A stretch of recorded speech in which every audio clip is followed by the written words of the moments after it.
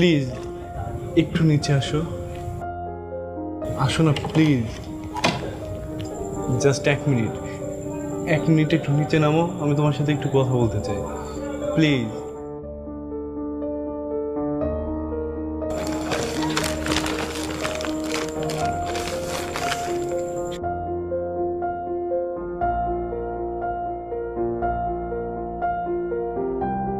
আশ্চর্য, বাসার নিচে এসব কি শুরু করছো?